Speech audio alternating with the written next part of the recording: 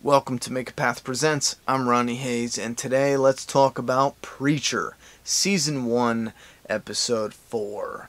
Now, I forget what this episode was called, and I don't give a fuck. Episode 1 was cool. It was definitely cool. It was an introduction to this new series, some supernatural shit, but I was open-minded. Episode 2 really hooked me. I really liked it, and I was looking forward to this new season, this new series.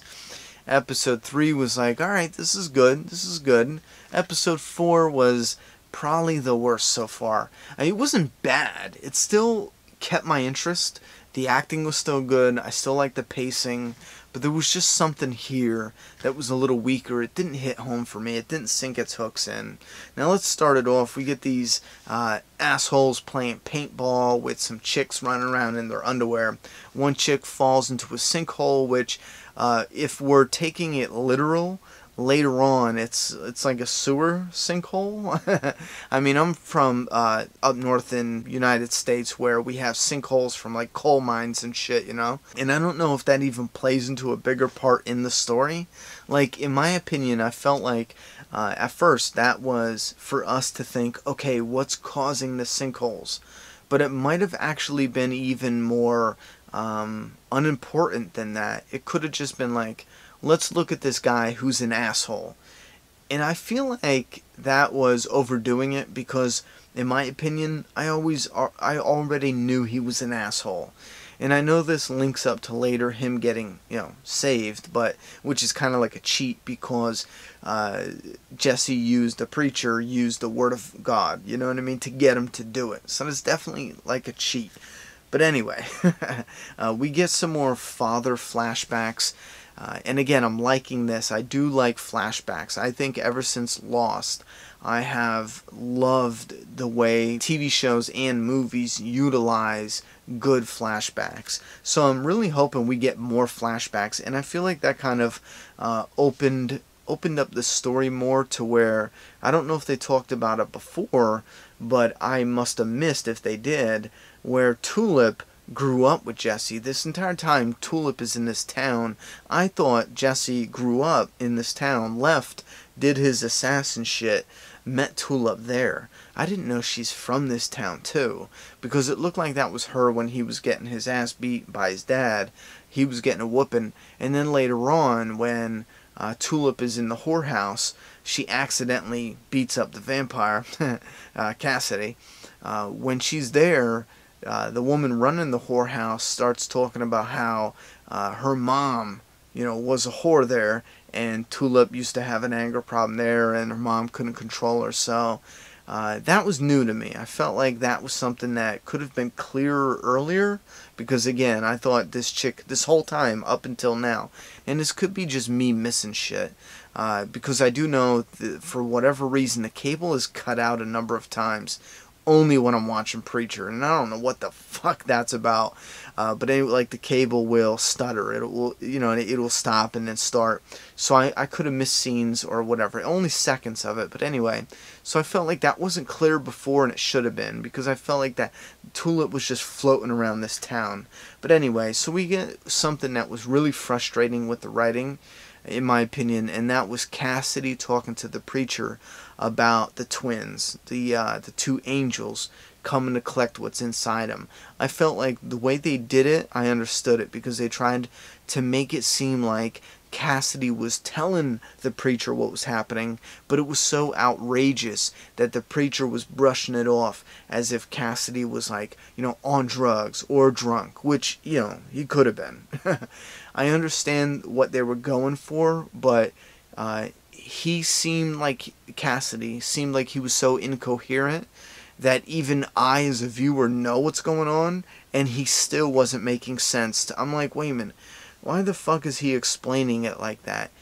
Even to me, who have seen all of that shit, he's not making sense to me. You know what I mean? It felt like they had him just fuck up his own dialogue so the preacher wouldn't believe him just yet, to kind of stretch out what they're doing with that storyline so far.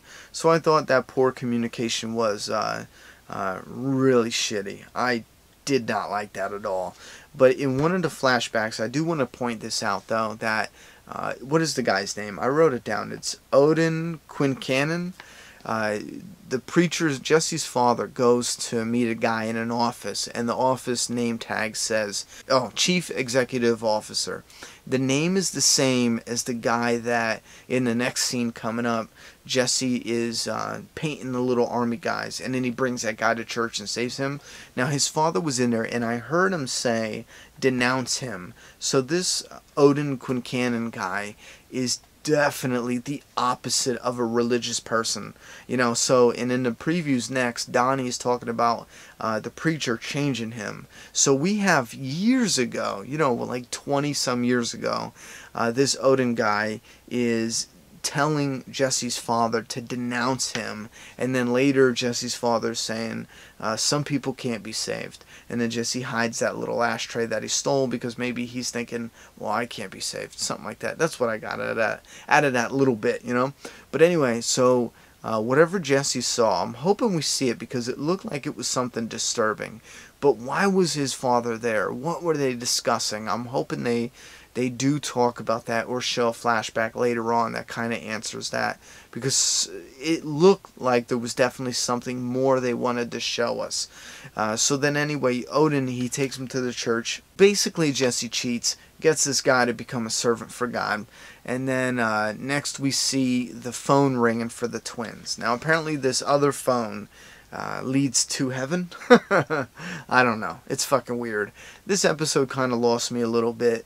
Please let me know what you think. Did this episode pull you in? Did it do what you thought it was going to do for you? Or are you with me and you're like, okay, you know what? The next episode needs to be a home run because I'm losing faith in it. And that's to the extent of what this episode did.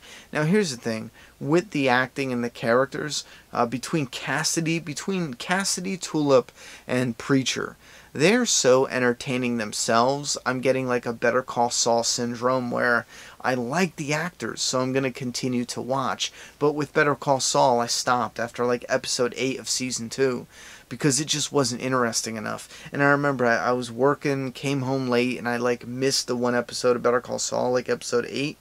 And then I skipped it, and then I went over families, and I seen like the season finale, the last bit, on accident. And I was so disappointed with the last 10 minutes of the season finale that I just didn't even bother watching it because it was just utterly ridiculous that the writers and creators of Breaking Bad ended a finale on something that's so fucking stupid as a tape recorder. I'm not even going to bother with a spoiler here because it's dumb. It's fucking pathetic. But anyway, so I'm getting that vibe here where they had something that really hooked me. Now I'm nervous that by an episode or 2, I'm going to be giving up on this shit already. Which, I don't mean that to be a dick. I mean that to be, honestly, my schedule is so busy, I just do not have time to give toward shows that just do not sink its hooks in.